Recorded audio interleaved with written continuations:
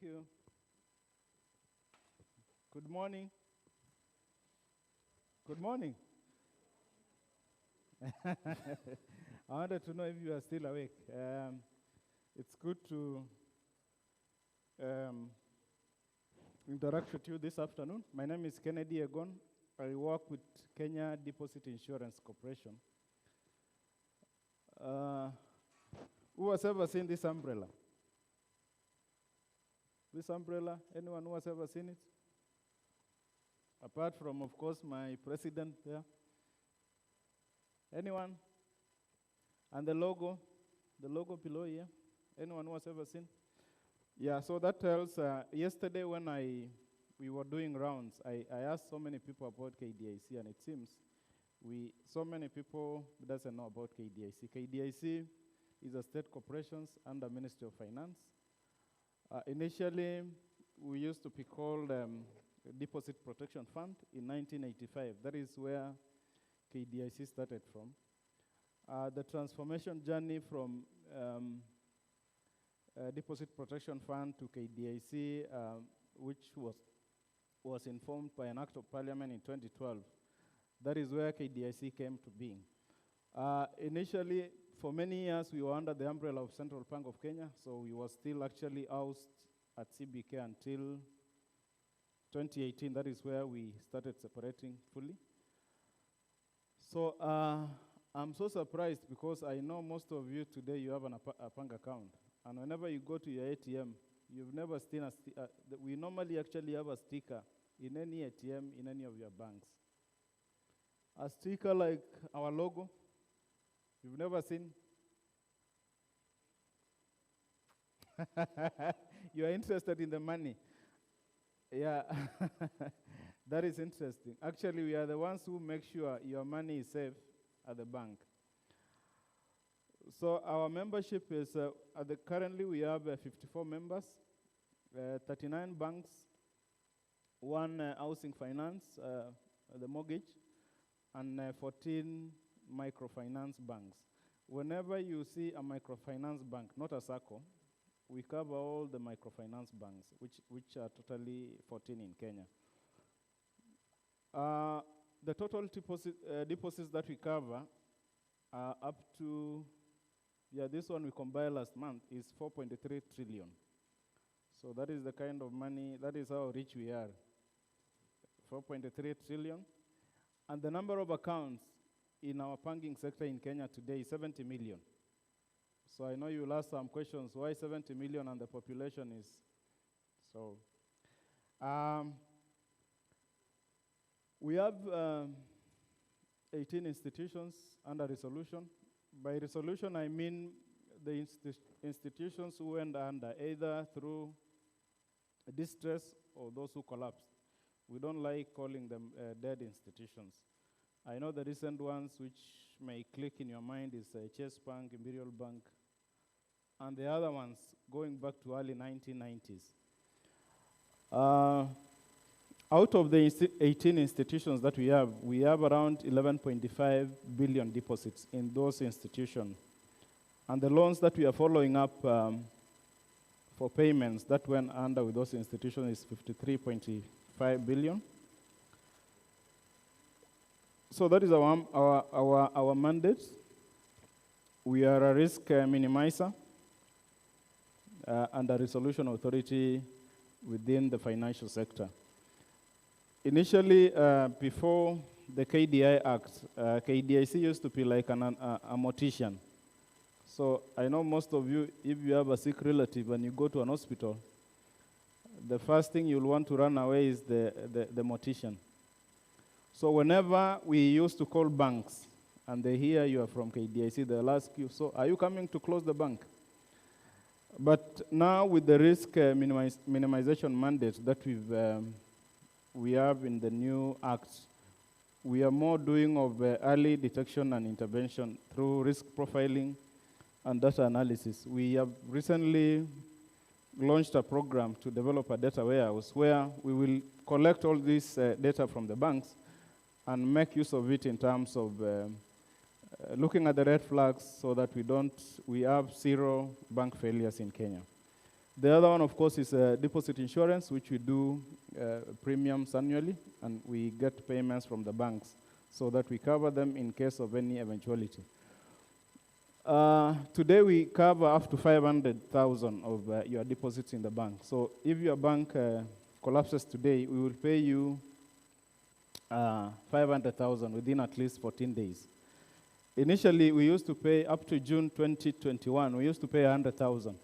And we did a survey, and we realized that it's only 3% of Kenyans actually who are millionaires. The rest, 97% of us, especially by 18, today is 19. 19. I'm sure if I check at your bank account, you don't have more than 500,000. So maybe 3 or 1 in this room. So, yes, that is an interesting scenario for this country. So these are our key players. We, of course, work with the National Treasury. The Central Bank of Kenya comes in as a supervisor and a regulator. And the way we come in as KDIC, any bank that is licensed by Central Bank automatically becomes our customer. You cannot choose. You don't have an option. Yeah, it's either you comply or your license is revoked. So, and of course, you have the banks and the microfinance. So in our journey, especially in paying these institutions, the 18 institutions that I just mentioned, we realized we have a lot of problems in making payments because when an institution or a bank goes under, we are forced to open an account within a Central Bank of Kenya currency center, and you know there are few within the country. So if you had a loan, for example, with Chase Bank or Imperial Bank, and you are in Moyale, the nearest CBK from Moyale right now, I think, is Meru. Meru, we have one in Kisumu, Mombasa. There is a new one in Kisii, which is not functional. So we realized that most of these people, and most of the people who are operating in these banks, most of them are quite old, so they may not travel that long distance. And that is where we decided we need to come up with a convenient way of making payments for these people so that we can make it flexible for them, for us to collect the money and also for them to make the payments. So that does for banks in the resolution they used to only make the payments through a CBK account. And I don't know how many of you have ever gone to a banking hall within CBK, taking 10,000 shillings to bank. It's kind of humiliating because the people who go there mostly are banks who carries lots of money. So you can imagine you're going there to make 15, 20,000 of your loan payment. The other one also, when we normally make payments to this, when we collect money from institutions, we make payments to these banks. So we used to really have a lot of challenge in tracing so that we make their payments through the banks. This challenge we have had since 2018, but because of COVID, I think this is what gave us like an acceleration speed so that we developed the hub to fruition and maturity. I know yesterday APSA and even today Standard Chartered talked of KYC. In most of our banks, we still have challenges because you cannot just make payments without having proper KYC documents. And most of the people, especially in problematic banks, you find you open an account without proper documents. So you really have to take some time in checking some of these requirements and following up with the account holders. Of course, we also had a very high transaction cost for depositors and also for us as KDIC. And then the lack of real-time settlements and payments. You find you make payments today and somebody will come maybe 6 months down the line saying that you declared payments for Chase Bank or Imperial Bank, which maybe we paid like this year, I think we paid in May, and somebody will come in next year to say, I didn't see the money, so it becomes a long process. So that The solution objective that we developed this mobile application is to make payments for the protected deposits. That is, if a bank goes under, we pay you the 500,000 within the prescribed time by the law. We also receive payments through the system, payments of loans to various bank accounts. And then we have also integrated with our ERP so that we receive timely balances and also statements within our system.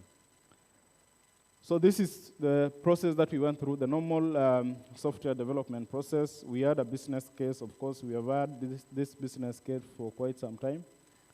The project funding also was done within KDIC. We went through the procurement process and identified a partner which we work with in developing the software. So the solution is a mobile application. For USSD, we are still developing because for us as a regulator, we are not allowed to operate a commercial bank account. And you know, most of the M-Pesa integrations work only with commercial bank accounts. So what we did was to integrate with eCitizen. So because for them, they just have an account which at the end of the day, they push all the payments to our account at CBK. So we also do the customer registration and profiling. All the accounts in the system has been mapped to a particular account with a bank or an institution. So you cannot just use the app without mapping of the account. We've also integrated with the ERP, I've said that, and telco integrations. You can use M-Pesa, Airtel, Telcom. We have also had a request of integrating with MTN and others, so we are still in the journey. And the overall solution, ICT ecosystems, I know it's not clear, but the mobile application is sitting up there. So the rest of this, I know today we have had a lot of challenges, especially in late adoption of technologies.